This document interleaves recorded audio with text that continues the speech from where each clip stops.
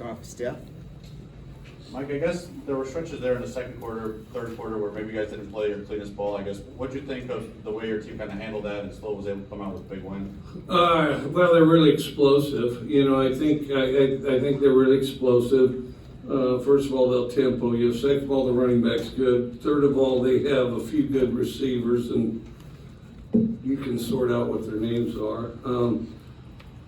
And then the quarterback, I think the quarterback's really good. Kind of a stud. Well, he's really fast. He's a guy that can get all of it if you don't keep a lid on him, and then he keeps you alive back there long enough that your coverage breaks down. And maybe not perfectly accurate, but he can throw it forever.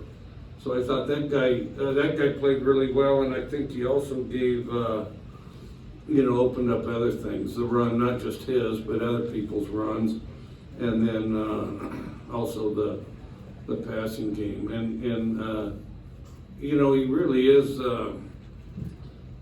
He might be the fastest quarterback in the conference. I don't know.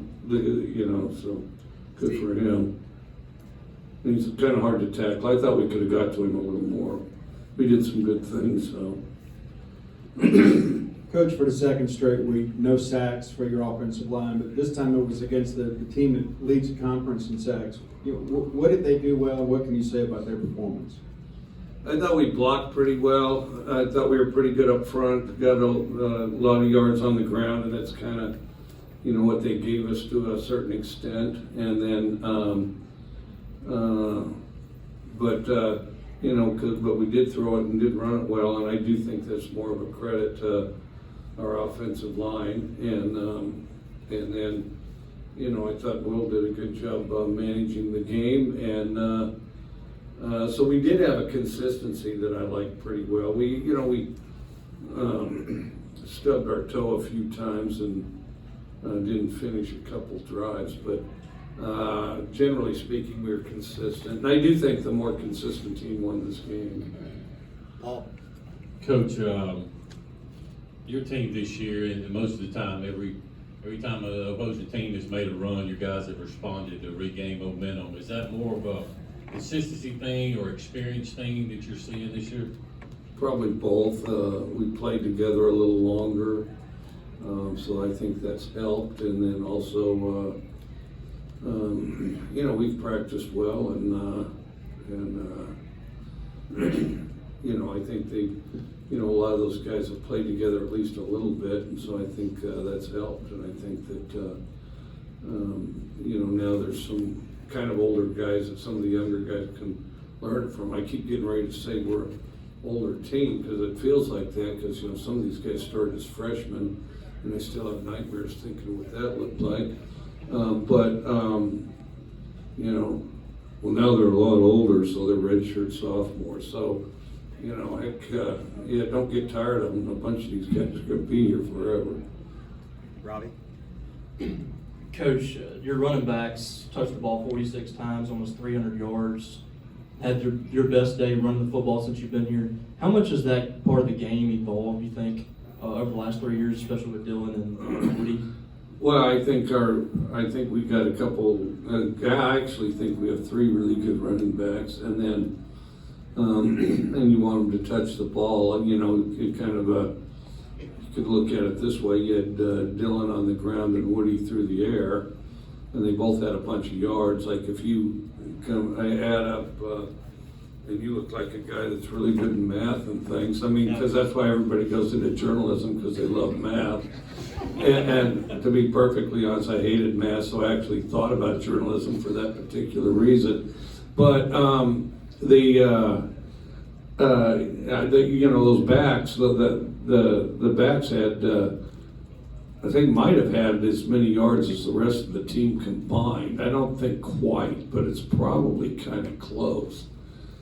Maybe they did, and Brandon will tell you he's really good at math. And so then, that's the thing. I mean, those guys are kind of the warriors back there. You want them to have the ball, and not only that, just for good measure, you're going to ask them to block also. So I thought they had a good game. I thought that our offensive line getting kind of more consistent and blocking on the second level better, I think is key.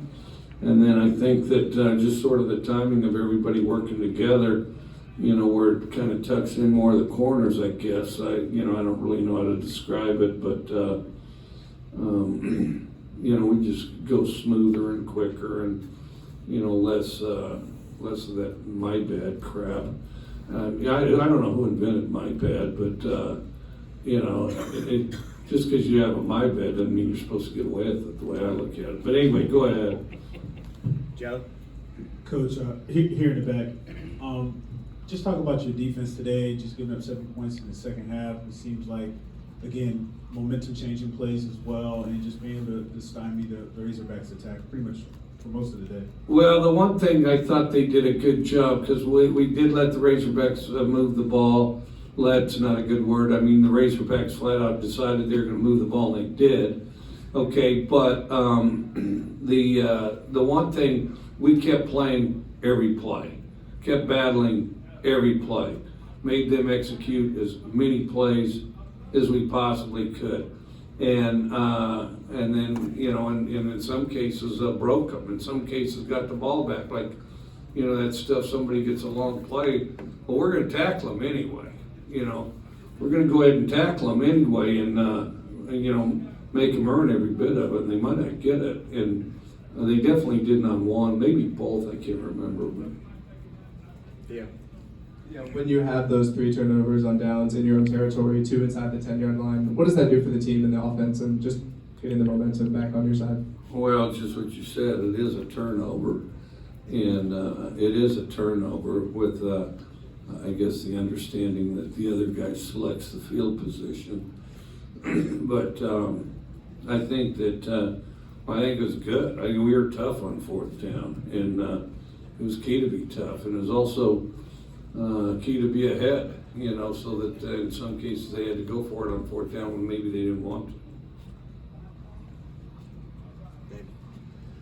Coach, talking to the SEC network quarterbacks yesterday, they said one of Will's great strengths is he just doesn't give up plays. He keeps looking downfield and doesn't drop his eyes. Was that what made those 2 scramble touchdowns possible? I think so. One of them, I thought he could have thrown earlier. But if you're late on it, you don't want to force the thing, and so he's pretty good about not forcing things, which is a good quality. And then the other one, they had it pretty well covered. And even now, I don't know how he threaded it into Austin there. There's not a lot of guys or receivers or quarterbacks that have a lot of completion receptions that look quite like that. I mean, Brett Favre might have a couple, but not a lot. I mean, because he fit that in a very impressive fashion. I don't know how well you saw it, but that's one play I did see extremely well, and it really was quite impressive. Back. Coach, today during the game, Will Rogers set the SEC career completion record. How impressive has it been to watch him rewrite all these records at this point in his career? It was good. It was good. If he threw for 6 more yards, he would have set the 400 yards a game record. I think he might already have it though. But if he does, he might as well try to get it again. But I don't know, 6 yards. One of those guys. Well, Brandon will check everybody's homework, and hopefully they're off by 6 yards. We'll see. Hey, Coach. Emmanuel Fords, he had an interception today, had 2 last week. What's it like to know, from a coaching standpoint, how important is that for you to have that guy who seems to always be there right when you need him to be, to always, pick it off from the other team? It's critical. I mean, he's explosive, really quick first step, which I think is key. The other thing, he's a longer target than you think. He's got more range to him than you think. And the other thing, if you do kind of a highlight film of some of them that he's caught, even going through practice, I mean, some of them are quite remarkable catches. He can catch some balls that other people can't catch, especially at that position. Jeff. Mike, you're just talking about the records that Will had. I think he still leads the nation in passing touchdowns. You said at media days in the summer that he belonged, in the Heisman conversation. Do you think he's backed that up and still belongs in that conversation now approaching the midway point of the season? I don't think there's any question whatsoever. And, I'm extremely curious who somebody thinks is ahead of him.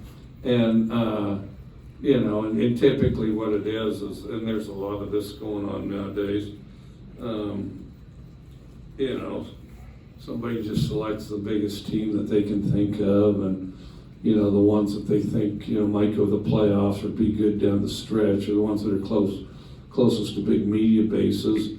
And then some of them will just randomly stick a guy on a list who hadn't even done anything. And that happens all the time, so you can think about the absurdity of that, and that'd certainly give you a good article to write. Back. Coach in the back here, good to see you again, David Edelstein from Yeah. JTV, CBS in Jackson. As you've talked about kind of watching your team just grow together, get older together, and perform better over these years, what are you feeling as a coach on the sideline that's just most impressed you, or that you feel like you're worrying less about coaching these guys during a game because they're just more capable together? Yeah, we're less erratic.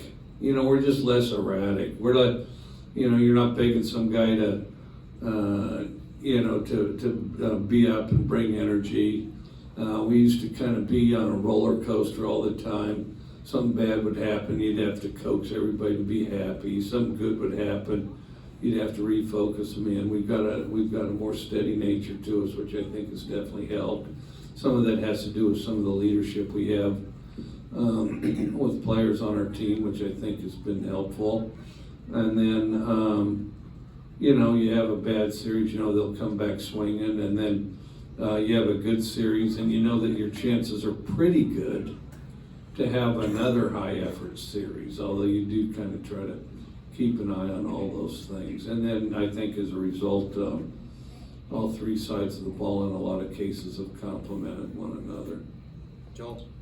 Along those same lines, Coach, the last 3 weeks you guys have been pretty complete at a lot of areas of football. And just how proud are you of the response that you guys have had the last 3 weeks? Coming out of Baton Rouge was obviously a disappointment, but the response that you guys have had here at home over this 3-game stretch. Oh, I think it's been great. Being here at home is outstanding. Can you imagine, if the game started right now, can you imagine what the energy in that stadium would be like?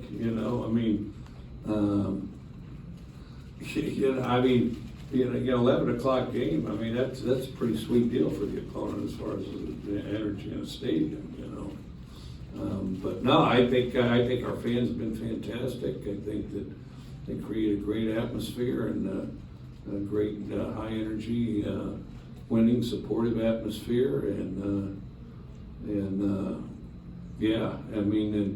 those late afternoon, early evening games are really special because then they, just let it rip with full bore. So, Close it out with Steve.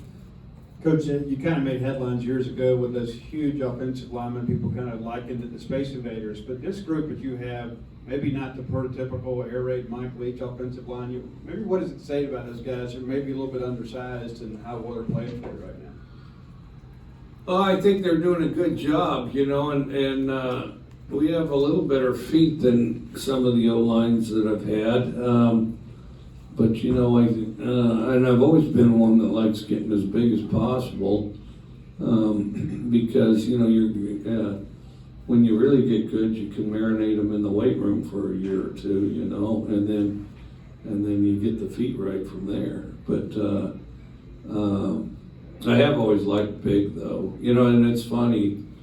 I remember growing up, two really good teams.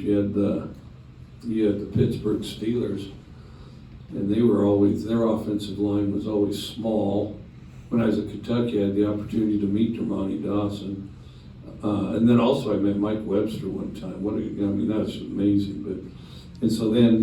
But they always had small, really good feet, really active guys. And then you had the Oakland Raiders, and they just had monsters. Just big people. And it was a long ways just to even run around them, So no, I'm a big O-line guy, and I make sure everybody in that room knows O-line's the most important position. But they better carry that responsibility like that too. All right, thanks. Thanks, Coach. All right, thanks.